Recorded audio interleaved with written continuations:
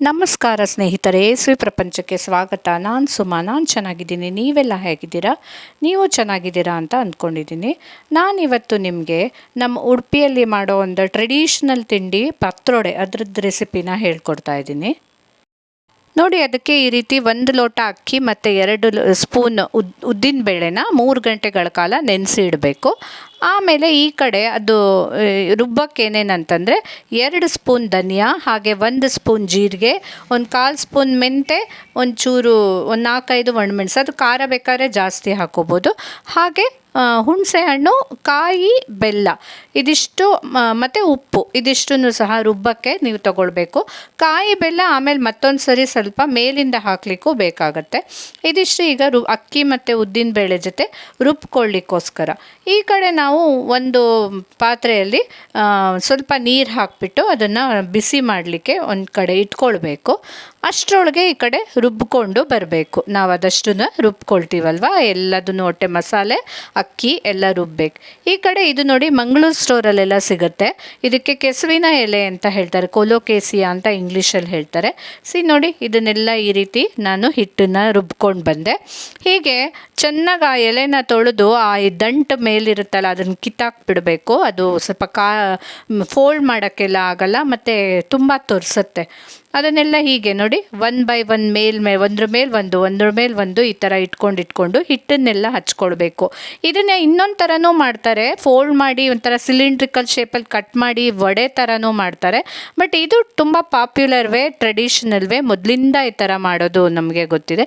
ನೋಡಿ, ಈ ಥರ ಫೋಲ್ಡ್ ಮಾಡಬೇಕು. ಆಮೇಲೆ ಎಲ್ಲ ಒಂದು 4-5 ಎಲೆಗೆ ಚೆನ್ನಾಗಿ ಹಿಟ್ಟನ್ನು ಹಚ್ಚಿಬಿಟ್ಟು ಆಮೇಲೆ ಈ ಥರ ಫೋಲ್ಡ್ ಮಾಡಬೇಕು. ಸ್ವಲ್ಪ ಕಷ್ಟ, ಬಟ್ ತುಂಬ ಅಂದರೆ ತುಂಬ ಟೇಸ್ಟಿಯಾಗಿರುತ್ತೆ ಪತ್ರೊಡೆ. ವಿಶೇಷ ಅಂದರೆ ವಿಶೇಷ ಇದು. ಹೀಗೆ ಅದನ್ನು ಒಂದು ಅರ್ಧ ಗಂಟೆ ಆಮೇಲೆ ಬೇಯಿಸಬೇಕು. ಬೆಂದು ನೋಡಿ ಈ ಥರ ಆಗಿರುತ್ತೆ. ಆಮೇಲೆ ಎಲ್ಲ ಅದನ್ನು ಕಟ್ ಮಾಡ್ಕೊಂಡು ಬಿಡಬೇಕು. ಈ ಥರ ಎಲ್ಲ ಕಟ್ ಮಾಡ್ಕೊಂಡ್ಬಿಟ್ಟು ಈ ಕಡೆ ಬಾಣಲೆ ಇಟ್ಬಿಟ್ಟು ಅದಕ್ಕೆ ಕೊಬ್ಬರಿ ಎಣ್ಣೆ, ಇದು ಎಲೆ ಸ್ವಲ್ಪ ತೊರ್ಸೋ ಗುಣ ಇರೋದ್ರಿಂದ ಇದಕ್ಕೆ ಚೆನ್ನಾಗಿ ಕೊಬ್ಬರಿ ಎಣ್ಣೆ ಹಾಕಬೇಕು. ಅದಕ್ಕೆ ಎಲ್ಲ ಒಗ್ಗರಣೆ ಐಟಮ್ಸ್, ಸಾಸಿವೆ, ಉದ್ದಿನಬೇಳೆ, ಕಡಲೆಬೇಳೆ, ಕಡಲೆಕಾಯಿ ಬೀಜ, ಕರಿಬೇವಿನ ಎಲೆ ಎಲ್ಲ 1 ಬೈ 1 ಹಾಕ್ಕೊಂಡು ಒಗ್ಗರಣೆಗೆ ನೋಡಿ ಈ ಥರ ಕೊಬ್ಬರಿ ಎಣ್ಣೆಲೇ ಅದನ್ನು ಚೆನ್ನಾಗಿ ಫ್ರೈ ಮಾಡ್ಕೊಳ್ಳಿ, ಒಗ್ಗರಣೆ ಮಾಡ್ಕೊಳ್ಳಿ. ಆಮೇಲೆ ನಾವು ಈ ಕಡೆ ಕಟ್ ಮಾಡ್ಕೊಂಡಿರ್ತೀವಲ್ವ, ಬೇಯಿಸ್ಕೊಂಡ್ಬಿಟ್ಟು ಪತ್ರೊಡೆದಿದ್ದು ಅದನ್ನು ಹಾಕಿ ಚೆನ್ನಾಗಿ ಒಂದು 5-10 ನಿಮಿಷ ಮಗಚಬೇಕು ಒಗ್ಗರಣೆನಲ್ಲೇ. ಚೆನ್ನಾಗಿ ಅದನ್ನು ಈ ರೀತಿ ನೋಡಿ. ಆಮೇಲೆ ಮೇಲಿಂದ ಇನ್ನೊಂದು ಸ್ವಲ್ಪ ಕಾಯಿ ಹಾಗೆ ಬೆಲ್ಲ ಎಲ್ಲನೂ ಹಾಕಿಬಿಟ್ರೆ ನಮ್ಮ ಪತ್ರೊಡೆ ರೆಡಿಯಾಗಿದೆ.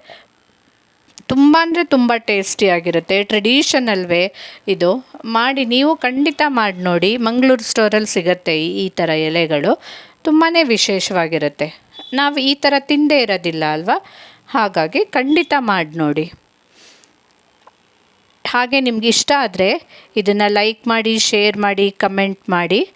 ಹಾಗೆ ನನ್ನ ಚಾನಲನ್ನು ಮರೀದೇ ಸಬ್ಸ್ಕ್ರೈಬ್ ಮಾಡಿ, ಮರಿಬೇಡಿ. ನೋಡಿ, ಇವಾಗೆಲ್ಲ ಆಯಿತು. ಒಂದು 5-10 ನಿಮಿಷನೇ ಚೆನ್ನಾಗಿ ಇದನ್ನು ಮತ್ತೆ ಒಗ್ಗರಣೆಯಲ್ಲಿ ಬಾಡಿಸ್ಬಿಟ್ಟು, ಬೇಕಾದರೆ ಮೇಲಿಂದನೂ ಒಂಚೂರು ಕೊಬ್ಬರಿ ಎಣ್ಣೆ ಹಾಕ್ಕೊಂಡ್ರೆ ಇದು ತುಂಬ ಚೆನ್ನಾಗಿರುತ್ತೆ. ಖಂಡಿತ ಮಾಡಿ ನೋಡಿ. Thank you.